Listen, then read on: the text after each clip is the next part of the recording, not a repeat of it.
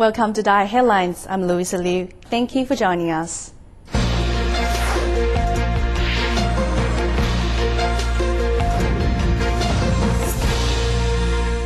A laundry factory boss in Taiwan City set up a recycling station outside her workplace gate 4 years ago. Although the area is not that big, it's kept very neat and tidy. And the laundry delivery truck even doubles up as a recycling truck. The kind-hearted factory owner Li Huan says the station is a chance to maintain good relations with the local community. Laundry factory boss Li Huan drives this blue van out every morning, not just to pick up clothing, but also reusable items. With an unspoken understanding, residents leave out boxes of bottles and cans for Li Huan to collect. I saw her doing it, so I wanted to help her. If I have time, I collect recyclables with her. 4 years ago, Li Huan herself was motivated to join Tzu Ji by the sight of all women recycling in the street. Aside from picking up renewables, the entrepreneur set aside space in front of her factory to help other members of the community do environmental work. She's very devoted to her work here. She uses the space for Tzu Chi, even though she already doesn't have enough space for her work. I don't leave things lying around. I put them in a box and keep it clean. We're very grateful to the boss for her kindness. It may not be a large space, but the little alleyway is always neat and tidy. Li Huan says volunteering for the environment has enriched her life. I couldn't be as involved because of my work. I used to just recycle by myself. But now I have help from other Tzu Chi volunteers. By simply wishing to serve, Li Huan has made many friends in the neighborhood. She says volunteering for Tzu Ji has brought the community closer together. Sewage treatment is all about removing contaminant from wastewater. Usually the purpose is to produce a waste stream suitable for discharge into the sea. But in Kinmen, where water resources are in short supply, treated effluent is pulled back into the environment to water plants. We went to Taiwan's famous outlying island to find out how the sewage treatment plant makes sure no toxic compounds find their way into the recycled water. In the dry climate of Kinmen, the tree would wither and die in winter if they had to rely on rainfall to nourish them. The water could be brought by truck from the reservoir, but that would cut into the public water supply. Thankfully for the thirsty trees, a savior is here. This truck can carry about 4 or 5 tons of sewage. From household to household, the Forest Stream Commission's truck pick up sewage, which even after being treated could not be made clean enough to drink, but is more than good enough to water the ground. It passes EPA standards for being released into the environment. We used to discharge it into the sea, but now the Kinmen area lacks water, we give it to the Forestry Commission to water the plants.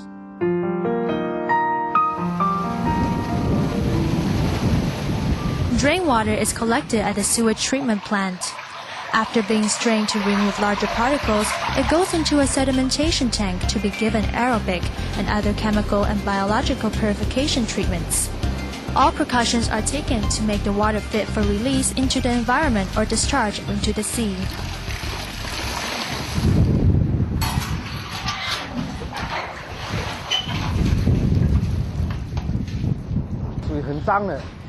This used to be dirty water from the toilet or kitchen. After being treated, it's like this.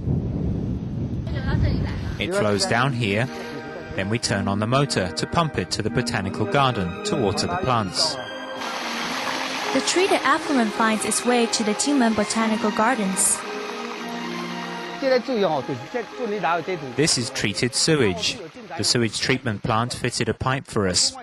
We used to rely on river water, but that dried up. We water the plants about once every 2 days. The small shoots need water. 60,000 trees, shrubs, and flowers in the 5-hectare garden rely on recycled water. These 3 pools are the reservoir, which is fed by a plastic water pipe. These new saplings will die if they are not watered. Of course, the river water is okay, and so is recycled water. As long as it's not salt water, it's all okay. The scheme takes treated wastewater that was destined for the sea and recycles it so it can produce new life. We stay on the topic of recycling sewage, but move to India, where residents on a housing estate near Chennai are making use of their own human waste to power their streetlights. The town administration in Tirunelveli has set up a biogas plant that generates 3,000 watts of electricity daily, enough to light 5 sodium vapor lamps and 5 strip lights for 5 hours a day.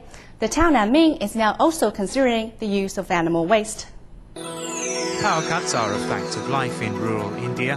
Most villages are backed up by generators that run on a mixture of gas and diesel. But in the Tirunelveli housing estate, the generator runs exclusively on biogas. Surprisingly, the power plant is fed with human waste. But as the street lamps light up at night, residents say they have no complaints. The benefits of biogas plant are that we can run the street lights and electricity is saved. The electricity generated is enough to light 5 mercury lamps and 10 strip lights. Although my house is quite close to the biogas plant, there is no bad smell or pollution because of it. We live here just like before. It is a very good scheme to implement, especially in rural areas, as they are more spacious than towns and cities. Residents are happy to generate their own electricity rather than depending on the local authorities. Night soil from the 240 houses in Tirunelveli is collected in a sump. Methane gas generated from the sludge is used to operate the generator. The system is best suited for apartment blocks, which can provide a captive source of raw material, according to its designer, A. Mohan. Yes, it is mainly used in flat systems. In flat systems, there are minimum 200 to 300 houses. All the septic night soil collected is directly connected to sewage or drainage. It will polluting the surroundings. If you do biogas plant, it not polluting. The outlet slurry from the biogas plant is free from bad smell. Mohan is currently working on solid waste management for the rubbish dump. His biogas plant provides an eco-friendly solution to the problem of sewage disposal.